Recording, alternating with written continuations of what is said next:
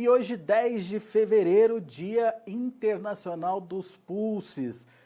Pulses, entre outras coisas, é o nosso querido feijãozinho, o feijão do dia a dia, o feijão que a gente consome diariamente aqui no Brasil, que faz parte do dia a dia do brasileiro.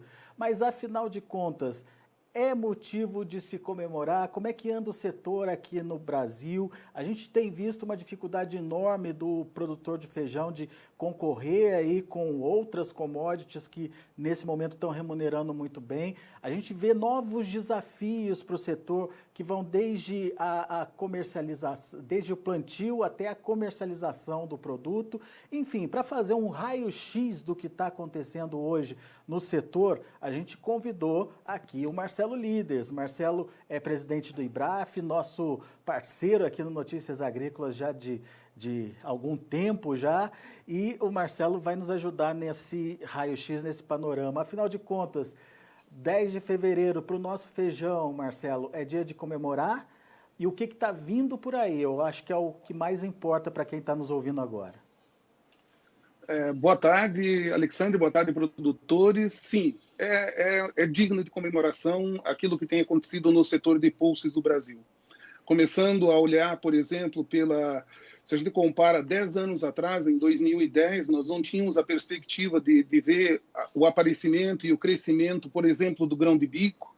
O ano passado nós exportamos um pouquinho de grão de bico, mas apareceu na nossa pauta de exportações ervilha. Né? Quando que a gente ouviu falar do Brasil exportando ervilha? Sim, começou a aparecer um pouco também.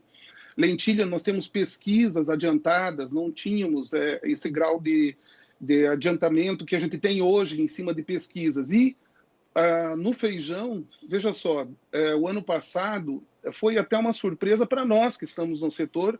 Nós batemos um novo recorde de exportação, 177 mil toneladas. Dessas 177 mil toneladas, qual foi a mais exportada? O Mung, mais de 50 mil toneladas. A segunda, o feijão calpi do Mato Grosso. A terceira, o feijão rajado, o feijão vermelho, que nós sempre falamos aqui. Você, Alexander, sempre deu espaço para a gente comentar sobre isso, né? Está aí, ó, terceiro mais exportado. E o quarto? O quarto, com 30 mil toneladas, Azuki, o feijãozinho daquele, né, dos orientais. Então, a pauta de exportação aumentou. Né? São perto aí de 160 milhões de dólares. Se somar junto com colheitas especiais, que é o gergelim, 250 milhões de dólares. Temos o que comemorar. Aqui dentro, do ponto de vista do produtor, também tem o que comemorar, porque os produtores que têm conseguido colher, os preços estão bons. Bons, né, preocupam aí o consumidor, preocupam o governo. Bons porque a área diminuiu, né, de feijão. Mas, por outro lado, nós temos um feijão carioca que permite ser armazenado, coisa que nós não tínhamos também quando você olha 5 anos atrás. O que é 5 anos atrás? É pouco tempo, né? Então, tem avançado bastante. Temos desafios, sem dúvida nenhuma. Um deles, ainda conversava hoje de manhã com o Dr. Menezes, da TAA, que é alguém que desenvolve variedades e pesquisa. Ele estava me comentando que uma variedade de uma empresa particular, né, como a dele, que não é pública, custa em torno aí de 500 a 700 mil reais para desenvolver ela. Para você ter uma ideia, é tão pouco uso de sementes e é tão pouco retorno que empresas como a dele têm em algumas variedades, que não vale a pena pagar os R$ 1.800 de renovação da licença no Ministério da Agricultura a cada ano. Então, nós temos aí a pirataria da semente, que vai tirando de nós a possibilidade de a gente chegar daqui 10 anos e poder comemorar, quem sabe, 800 a 1 milhão de toneladas. Ela diminui essa nossa competitividade. Então, aí nós temos um desafio. E o novo desafio é algo que vem de vários lados se encontrando. De um lado, consumidores cada vez mais exigentes do ponto de vista de onde veio isso que eu estou comendo. Foi acelerada agora com a questão da pandemia no mundo todo, a preocupação com o alimento, né, da sua origem, como foi produzido. E, do outro lado, uma iniciativa dos produtores. Né? Nós temos o produtor brasileiro, a gente tem visto aí, ainda na última discussão aí com o governo da França, toda hora o produtor brasileiro é acusado de alguma coisa. E justamente por isso ele é o produtor que tem atende da melhor forma às exigências de manter a sustentabilidade, enfim, de cumprir com todos os protocolos de produção. Não tem um produtor no mundo que consiga produzir feijão dentro das exigências legais como o Brasil. E será que o nosso consumidor sabe? Então, muitos produtores de feijão carioca, de feijão rajado, feijão vermelho, feijão preto, cooperativas, estão interessados agora em que se coloque uma rastreabilidade. Por quê? Eles querem que o consumidor urbano, as pessoas que estão lá, que não têm tanto contato com a área agrícola do país, não têm essa familiaridade, possam saber o que é que o produtor está fazendo, como é que ele está produzindo feijão. E que o feijão que ele entrega para a família dele é o feijão que ele entrega para a família do consumidor no meio urbano. Então, isso é um desafio também, você fazer isso acontecer. Agora, ô Marcelo, por que agora? Por que é importante essa movimentação da rastreabilidade a partir de agora? Justamente porque vem coincidindo com uma série de circunstâncias. A primeira circunstância é essa, produtores. A segunda circunstância é quando você tem governos, não importa de que país, exigindo cada vez mais a origem dos produtos, checando limites máximos de resíduos, colocando que alguns produtos não são aceitos, como na Europa, que alguns países são extremistas, né? São produtos que às vezes são usados nos Estados Unidos, em outros países, e alguns países da Europa não aceitam. O Brasil não tem problema com isso. O Brasil tem que mostrar e tem que provar isso lá fora. Como é que prova isso? Tendo a rastreabilidade. Aí você tem somados 3 fatores. Você tem produtor querendo que entendam o que é que ele está fazendo. Você tem uma oportunidade de um marketing lá fora, que nós já estamos fazendo e está aqui a prova. E aí poder avançar com esses feijões, né, que eu comentei aí, com o feijão azuki, com o feijão mung, com o feijão rajado, feijão vermelho, né, com o feijão preto pelo mundo afora, inclusive nesses mercados extremamente exigentes. Só que um mercado extremamente exigente, ele quer comprovação. Ele não quer um filminho da tua fazenda, simplesmente, né? Ele quer que uma terceira empresa, uma certificadora, diga que você realmente está cumprindo.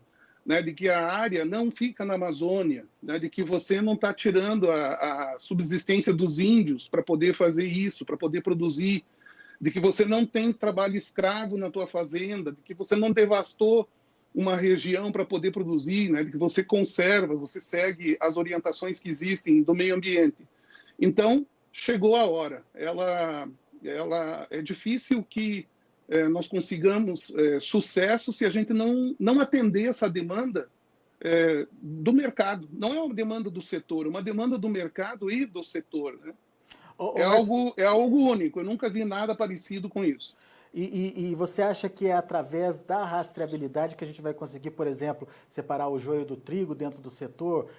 Existe toda essa polêmica recente em relação aí a resíduos de produtos químicos no feijão, que chega no consumidor, enfim. Dessa forma a gente vai conseguir mostrar quem faz a coisa certa, Marcelo? Olha, na medida em que você tem os custos de produção subindo, né, a gente sabe que os custos sobem bastante rápido. E à medida que você não tem alguém conferindo, o risco aumenta. Então, existem produtores conscienciosos, cooperativas, cerealistas e as marcas preocupadas de que não passe alguma coisa para o consumidor que venha a dar problema. É para evitar que existam problemas. Então, para evitar que existam problemas, é necessário fazer isso acontecer. O principal fator, eu diria para você que, claro, quando existem reportagens que mostram que existe defensivo sendo contrabandeado de algum lugar, alguém usa isso. Será que foi um produtor de feijão? Como é que a gente vai saber se não foi ou foi? Né? O glifosato não é permitido em feijão. Nós vimos no México banir o glifosato. Os nossos produtores não utilizam glifosato. Eu diria para você, seguramente, 90%, 95% das lavouras não utilizam glifosato. Tá, e como é que o empacotador vai saber se o produto foi ou não, tem ou não glifosato? E as marcas têm preocupação, sim, porque elas construíram marcas, são marcas construídas ao longo de 20, 30 anos. não podem correr o risco. Como é que eles fazem para não correr o risco? Nós não tínhamos acesso, alguns anos atrás, à tecnologia que a gente tem hoje. Existem testes que são acessíveis. Uma análise num laboratório levava 40, 45 dias. 1 ou 2 laboratórios no Brasil faziam isso, né, esse tipo de testes, e custava R$ 2.000, R$ 2.500 um teste. Hoje você faz esses testes por R$ 400, R$ 500. Hoje existe a possibilidade de fazer teste rápido lá na fazenda, antes de tirar o produto lá da fazenda, ou quando recebe. Então, há uma coincidência de tecnologias, né, que já estão disponíveis e que nem se pensava que seriam utilizadas para feijão. Mas qual é o produto que vai direto para o consumo? O feijão. Né? Qual é o produto que nós temos a maior chance de crescimento lá fora, agora nos próximos anos? É o feijão, né? Mais do que diversos outros itens aí que já são o primeiro colocado na lista de mais exportados. O qual que vai crescer muito e, consequentemente, vai chamar atenção? Os feijões, os pulses. Então, organiza a casa, arruma a casa, deixa tudo em ordem, busca as garantias, coloca a certificação em cima disso e entrega, primeiro lugar, para o nosso consumidor e depois para os consumidores lá fora também. Mas daí o produtor deve estar se perguntando, mas e o custo disso, Marcelo? Feijão é muito irregular nos preços, enfim, é uma montanha-russa, às vezes você está ganhando muito, às vezes você está tomando prejuízo. Quanto é que vai me custar isso, Marcelo? Olha, existem inúmeros produtores hoje que fazem parte de algumas iniciativas, por exemplo, de rastreabilidade de soja. A gente viu agora, recentemente, um movimento de uma empresa multinacional que vai exigir rastreabilidade aqui no Brasil. Ora, a partir do momento que o produtor tem o investimento para que aquela matrícula seja rastreada, se ele for plantar feijão, é questão de ter o acompanhamento de um caderno de campo. Ele já cumpriu, ele já teve as despesas para ser rastreado de algodão, para ser rastreado na soja, para ser rastreado, eventualmente, um produtor que também tem uma área de hortifruti, ele já está sendo rastreado. Vamos diluir esse custo. Um item é por aí. Mas, Marcelo, significa que a gente não vai conseguir um preço melhor? Não necessariamente agora, mas em pouco tempo, sim. Por quê? Porque na medida em que o setor consiga entregar lá na prateleira do supermercado boas marcas, com algum tipo de identificação de que este é limpo, este é rastreado, com uma campanha de conscientização via mídias sociais e um trabalho continuado, a gente vai criar um diferencial. Diferenciais têm custo. Se eu quero ter certeza que o tomate que eu estou consumindo não tem defensivo, eu tenho que pagar mais caro. Ah, Marcelo, mas a maior parte da população não tem esse privilégio. Olha, no feijão, a diferença não vai ser grande. Nós não estamos falando de um produto de R$ 30 o quilo que vai custar R$ 60 o quilo. Nós estamos falando de um produto que custa R$ 7, R$ 8 o quilo e que pode vir a custar R$ 2 a mais. Né? Essa é a expectativa. Então, você começa a criar, inclusive para o feijão bem produzido, uma possibilidade de ter pago esse tipo de serviço. Se nós não queremos gastar com a nossa saúde futuramente, nós temos que saber o que nós estamos consumindo. Então, nós vamos pagar por isso também. Ah, mas vai ter uma parte da população que não vai ter acesso, ou vão ter marcas que não vão se importar com isso. Infelizmente, tem um monte de tomate aí que é produzido, desculpe pegar o tomate, não tenho, né, eu sou um fã de tomate, por isso estou falando sobre isso. Tem muito que é produzido e que você não sabe se tem ou não algum tipo de resíduo, ou se teve mão de obra escrava, ou se foi produzido aonde, certo? E continua existindo mercado. Mas existe um mercado crescente, que ele começa lá com 5%, 10%, 30%, 40%, 50% do mercado, que paga pela garantia que entrega. Legal. Desculpe, que acessa. Uhum. Muito bom, isso é importante o produtor entender nesse momento. Agora eu queria retomar alguns pontos da sua fala inicial, Marcelo. Por exemplo, você falou da importância do uso de semente e de uma semente boa, né? A fim de, inclusive, remunerar a pesquisa, né? Como é que nós estamos em relação a isso hoje? Existe um decreto, ou me fugiu o termo agora corretamente, no dia 18 de dezembro foi assinado pelo presidente Bolsonaro algumas modificações nas leis de sementes que começam a criar um ambiente cada vez mais propício a ter a iniciativa privada. Infelizmente, o grande Estado não vai poder continuar fazendo a pesquisa da maneira que fez na Embrapa até agora. Vão faltar recursos. O Instituto Agronômico de Campinas, pela maior das boas vontades que existe lá, do corpo técnico do Instituto, tem as suas restrições hoje com investimentos e poderiam estar avançando muito mais rápido, inclusive na produtividade.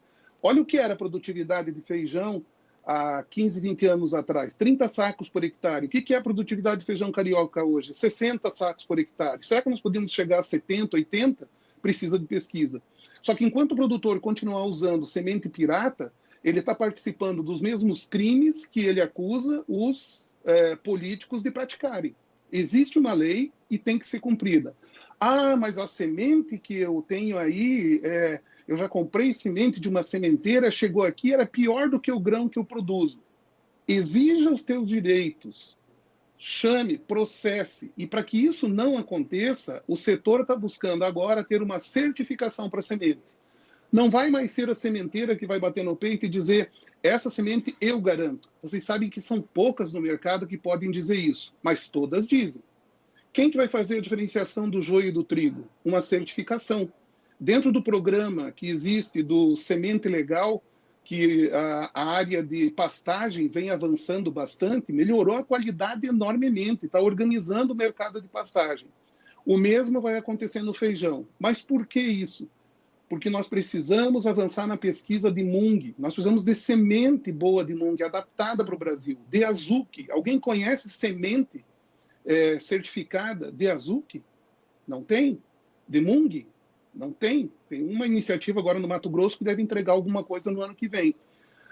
Existem outros feijões, existe, por exemplo, a pesquisa de grão de bico está avançando, mas será que se ela tiver o aporte de recursos de uma empresa privada que invista e que entregue para o produtor uma boa semente, ela não vai acelerar esse processo? O grão de bico está avançando com o esforço de uns heróis, da pesquisa, produtores, e é um mercado gigante no mundo. Aqui custa R$30 o quilo. O nosso produtor tem como entregar esse produto lá na prateleira por menos de R$10 o quilo. Como é que você faz isso acontecer? Com escala. Como é que você faz para ter escala em um produto como esse? Semente. Então, não é uma questão de ser legalista, é uma questão de ser realista, de não dar tiro no pé. Mas como é que a gente vai exigir que o produtor utilize semente se a gente não dá garantias para ele? Vamos atrás dessas garantias. Boa, Marcelo. Outro ponto que você considerou, que você colocou lá na sua introdução, foi a exportação, que a gente, o ano passado, conseguiu exportar volumes recordes aí de feijão. Qual é o futuro da exportação e como é que o produtor deve se posicionar para participar desse mercado, Marcelo? Olha, a soja e o milho, pelo que me dizem os especialistas, ela tem pelo menos um horizonte de 2 anos com preços bastante valorizados em dólar. O feijão tem valido ao longo do tempo, de 2005 para cá, 2,43 sacos de soja, quando não tem nenhum problema mais sério de clima. Quando tem problema climático, ele tem que corresponder a essa quebra. Nós estamos com 40% a menos de área na primeira safra. Nós tivemos estiagem, tivemos agora excesso de chuvas no Paraná, e há quem não esteja informado que pensa ou defende que o preço do feijão está muito caro, a R$300 ou R$320, que é impossível subir mais o preço. Faz a conta, 2,43 sacos e vê quanto que dá. Daria R$380. Então, um preço de R$350, R$380 hoje em feijão carioca não seria um palavrão. O feijão preto está R$350. Onde que eu quero chegar com isso? Produtores, a soja e o milho já estão precificados. Você já sabe quanto vai ser o preço da soja e do milho. Hoje você tem contratos. Faça um contrato de produção, trave o teu custo e fique com o restante em aberto para fixar lá na frente. Por quê? Porque o feijão vai entregar o preço, vai ser precificado lá na frente. Hoje ele está em reais e é R$ 300. Se a gente tiver uma safra cheia, lógico que o preço pode baixar um pouco. Lógico, isso pode acontecer. Mas veja, se ele for baixar a níveis que dê prejuízo, vai ser impossível que isso aconteça. O feijão carioca, por exemplo, vai ser armazenado. É o que o produtor vai fazer. Se você tem travado já parte do teu custo na entrega para o exportador ou para o empacotador, de feijão preto, por exemplo, que tem contratos agora, você está garantido, está travado. E será que ele vai ser tão menor se a área de soja e de milho está crescendo? Se no Mato Grosso está todo mundo correndo para plantar milho, mesmo com a janela com risco, será que vão plantar tanto feijão calpi para exportação? Já tem contratos de calpi que há um ano atrás era R$70, R$80 a R$150. Quanto pode valer esse calpi na época da colheita? Ou durante o ano na comercialização? A nossa comercialização precisa ser cada vez mais parecida, né, com a comercialização de outros países que estão adiantados na produção de pulses, como é o caso dos Estados Unidos, do Canadá. Lá o produtor colhe uma vez por ano e vai negociando ao longo do tempo. Aqui no Brasil, a gente já tem produtores que negociam ao longo do tempo. O produtor de feijão preto no sul, nas cooperativas, deposita e vai vendendo aos poucos. O produtor de médio e grande porte em Minas e Goiás, ele não é um bandido quando ele guarda a produção dele. Ele guarda a produção e vai negociando como qualquer produto. Então, aquilo que a gente viu na imprensa tempos atrás, aí, estão guardando o produto, temos que confiscar. Esqueça isso. O feijão de barracão é o tipo da safra que tem dado mais lucro. De novo, citando a mesma pessoa, doutor Menezes, ele estava me mostrando cálculos de que aqueles que estão colhendo lá por volta do mês de agosto e fizeram um planejamento para ir vendendo ao longo do tempo, ao longo dos outros meses, têm conseguido resultados enormes, muito interessantes em cima do feijão carioca. Vai todo mundo plantar feijão carioca agora para daí derrubar isso? Não. Está aí a nossa pauta de exportação mostrando que ela é cada vez mais robusta. Aonde que pode chegar a exportação? A exportação, com esse fenômeno do milho e da soja, ela está aumentando em todos os países do mundo. A área de soja, e de milho e de outras proteínas. Consequentemente, os feijões estão com preços muito acima do normal em todos os países do mundo. Então, é algo a se pensar. Ora, se tem mais soja e milho sendo plantado, o feijão vai corresponder, como já está respondendo no preço. Porque, obviamente, você diminui também, né? Quando existe essa concorrência da soja da soja e do milho, você diminui a área de produção de outros países também que vão precisar demandar de algum lugar, certo? A gente fala muito da China, né? A China, em todas as conversas, a China está. Muito bem. O que aconteceu com a China? Em 2012, 13, a gente voltando de um congresso em Singapura, chegando no Brasil, começamos a falar de mung beans. Por quê? Porque naquele congresso nós vimos que a China estava dizendo e mostrando e provando que ela iria sair do mercado de mung. Ela não só ia deixar de ser exportadora, de fornecer para o mundo, como ela ia passar a ser importadora. O ano passado, nós exportamos, o maior volume foi de feijão mung. Isso mostra que esse tipo de análise está correta. O que aconteceu com a China de lá para cá? Ela mudou de ideia? Não. Pelo contrário. Ela está deixando de produzir feijão preto. O feijão está R$350 no Brasil. Se vier dos Estados Unidos, chega a 380. Se vier do México, chega a 360. Da China não tem. A China não está participando do mercado. Então, a China nós estamos tratando agora de organizar para poder exportar para a China. Lembre que eu comentei agora que a China, os planos da China eram não só deixar de exportar, mas passar a ser importadora. A China importa hoje da Austrália. E a China pode importar do Brasil. Já existem, claro, são negociações de acordos fitossanitários que não são tão simples, eles são demorados mesmo, levam 1, 2, 3 anos. Mas a gente está trabalhando nisso, como está trabalhando no gergelim, por exemplo, também. Então, são mercados que vão acabar sendo muito interessante. Se você é produtor e nunca plantou feijão, nunca plantou gergelim, nem pipoca, nenhum desses itens, amendoim, comece a olhar.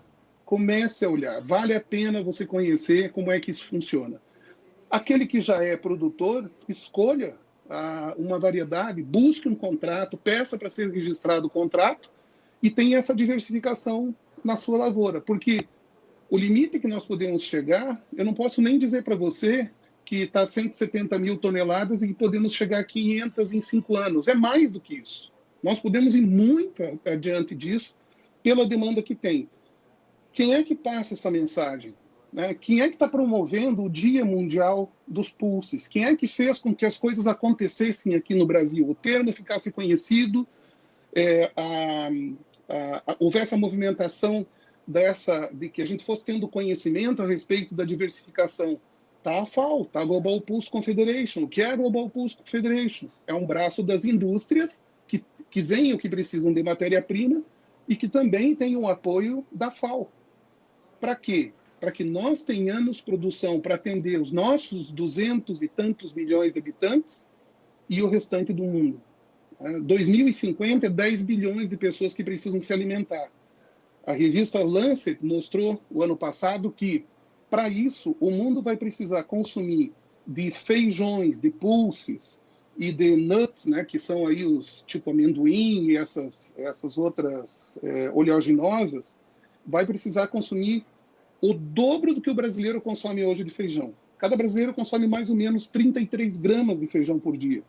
A expectativa dessa pesquisa, feita durante 12 anos, é que em 2050, para poder alimentar as pessoas e a humanidade continuar de pé, eles vão ter que consumir 70 e tantas gramas de pulses. Isso é a comida do futuro. Né? É limpa, fixação de nitrogênio, não afeta o meio ambiente. Então, pense numa corrente do bem. Né? Se é que ela existe, ela se chama pulses. Porque faz bem para o consumidor, faz bem para o produtor, faz bem para o meio ambiente. Que outra forma a gente tem de produzir alimento de uma forma econômica, né? E de uma forma que não agrida o meio ambiente? É dessa forma. Muito bem. Marcelo, outro ponto que a gente falou aqui também, e eu queria que você esclarecesse aí para a gente, essa questão da variação dos preços, né? O produtor ele fica sem saber se investe mais ou menos, porque ele também não sabe que preço que ele vai vender o feijão dele. Isso é coisa do passado ou ainda é um problema para o setor? Olha, com a criação que foi feita a quatro mãos com os produtores, que foi feita a quatro mãos com a imprensa, Notícias Agrícolas tem ajudado muito nisso, foi feita a quatro mãos com os empacotadores, com os corretores, surgiu o preço nacional do feijão. Até então, a gente dependia da madrugada em São Paulo, da manipulação que era feita lá. Hoje, mesmo que ela aconteça, pouco importa para o produtor e pouco importa para o mercado. Então, você não está mais à mercê dessa manipulação que acontecia. O único feijão que ainda existem compradores que se baseiam, às vezes, no que acontece em São Paulo é o feijão carioca, mas o preto não tem nada a ver com São Paulo, com o mercado do Brás, o rajado, o calpi, nenhum desses feijões. E a gente tem que olhar o horizonte que a gente tem para os próximos 24 meses, é um horizonte muito bom. Pode ser que você, na hora que colha, que tem um pico de oferta, que você tenha uma redução do preço, uma redução de margens. Dificilmente vai ser prejuízo, muito dificilmente. Agora, logo em seguida, com tudo isso que eu contei para vocês, você tem aí uma perspectiva muito boa de negociação. E você não está atado a um só mercado. Vender só na América do Sul, ou vender só no Brasil, ou ter só o mercado da China, ou só o mercado da Índia. O ano passado, nós vendemos para cerca de 100 países. Algumas quantidades foram muito pequenas, mas esses 177 mil toneladas foram para cerca de 100 países. Isso é muito bom, abre uma perspectiva muito boa. Tenho certeza que os produtores que estão nos acompanhando agora são produtores que conhecem e sabem o que isso significa no mercado. Você falou aí dessa enfim, perda da hegemonia aí do Brás.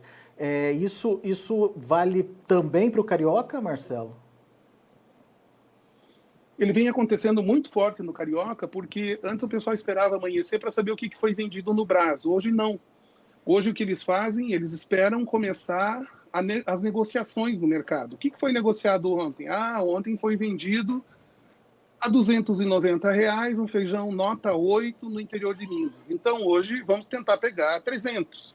Pedem 300, dali a pouco alguém vende a 290, 295, ou alguém consegue o 300. Demanda e oferta muito clara no WhatsApp, certo? Então, isso inclusive abre, interessante que essa semana nós conversávamos com uma grande indústria e a semana passada a gente foi chamado por um grupo de grandes produtores para discutir o quê? Qual é a chance de nós termos negociações online de feijão? Para quem tem 57 anos como eu, a gente fica um pouco pensativo. Será que tem como? Mas olhando para aquilo que acontece dos supermercados agora, com vendas online que decolou de vez, com todas as coisas indo para online, a gente fazendo compra, né, a gente jamais imaginou comprar sapato online. E as pessoas compram muito sapato online hoje. Marcelo, sapato com feijão vai comparar? Eles vão dar um jeito. Eles vão acabar trazendo isso cada vez mais para essa formalização e esse conhecimento. Então, o conhecimento atomizado daquilo que acontece no mercado, o conhecimento instantâneo do que está acontecendo no mercado, quando você tem um grupo de pessoas honestas contando o que está acontecendo, domina a negociação. Você não quer saber o que aconteceu no Brás. Pouco importa. Você quer saber a quanto que Minas vendeu, quanto que o Paraná vendeu, quanto estão vendendo no Mato Grosso. Tem feijão em São Paulo ainda? No interior de São Paulo? Tem. Está vendendo a quanto? É isso que importa no mercado de feijão. Muito bem. Marcelo Líderes, resumindo, antes da gente terminar a nossa conversa, resumindo, boas perspectivas para o setor como um todo, não só para a produção, mas toda a cadeia aí do feijão tem pelo menos uma perspectiva de futuro diferenciado, melhor, enfim, trazendo oportunidades para todo mundo. Agora, não podia deixar de te perguntar, Marcelo, do momento do feijão, do mercado. Como é que está esse mercado agora e quais são as perspectivas aí que a gente tem aí, pelo menos no curto e médio prazo? Nós tivemos um grande volume sendo vendido a semana passada. Nas gôndolas, os empacotadores começam a comentar que está fluindo, né? Está começando a voltar à normalidade depois de um mês de janeiro muito parado. As perspectivas que se abrem com o aceno do governo de voltar com algum tipo de ajuda vai impactar direto na venda de feijão. O momento agora, o feijão carioca está aí por volta de R$250, R$270 no Paraná, atingido por diferentes graus de defeitos por causa das chuvas. O feijão de melhor qualidade em Minas, variando de 295 a 300, 310. Feijão nota 8, 280, 290. Feijão preto, 350 estável. Poucos negócios, mas por enquanto sem não aponta nenhuma queda de preços ainda. Pode até ter semanas que recuem um pouco, depois volta a subir. Feijão rajado sendo vendido aí a 370, 380 reais. Feijão vermelho na mesma base. Feijão calpi, aquele calpi tipo do Mato Grosso, 220 a 250. Eu acredito que sejam esses os principais feijões agora do momento. Muito bem. Mais perspectiva de altas ou a tendência é de estabilizar nesses patamares, Marcelo? Num horizonte de 30 dias, a tendência é que os preços voltem a se mexer, voltem a apresentar algum tipo de valorização. Em fevereiro, nós teremos menos feijão do que tivemos em janeiro. Né? Se nós temos uma demanda começando a se movimentar, um pouco de dinheiro a mais entrando no setor, existem setores dando bons sinais na economia brasileira, não demitiram, existem setores que já estão admitindo pessoas, isso é muito bom para o nosso setor. A primeira necessidade que o cidadão vai atender é dos alimentos básicos. Então, as perspectivas são boas aí para os próximos 90 dias, eu diria. Legal. Meu caro Marcelo, muito obrigado, viu, pela sua participação conosco aqui no Notícias Agrícolas. Marcelo está o dia inteiro por conta das comemorações aí do Dia Internacional dos Pulses, mas arrumou um tempinho para falar com a gente aqui. A gente agradece a disponibilidade, viu, Marcelo? Obrigado pela parceria. Por favor, vocês são sempre apoiadores aí do setor de pulses. A gente deve muito a vocês, ao trabalho que vocês têm feito, ao espaço que dão para o setor. Se você me permite, hoje à noite, às 19 horas, vai ter uma live da Embrapa, no YouTube/Embrapa, tirando um monte de dúvida lá com o pesquisador, né, que é o Dr. Varley, é uma iniciativa da Embrapa, e a gente vai estar lá falando sobre o mercado também com os interessados. Vai ser um prazer receber vocês lá. 7 horas da noite, no YouTube da Embrapa. No YouTube da Embrapa. Combinado. Beleza, Marcelo? Grande abraço para você. Valeu, um abraço. Tá aí. E viva o feijão! E viva o feijão, tá certo. Tá certo, Marcelo Líderes. A gente agradece muito a participação e a parceria aí do Marcelo com Notícias Agrícolas. A gente fica por aqui, agradeço muito a sua atenção, a sua audiência. Daqui a pouco tem mais boletins trazendo mais informações para você. Continue com a gente.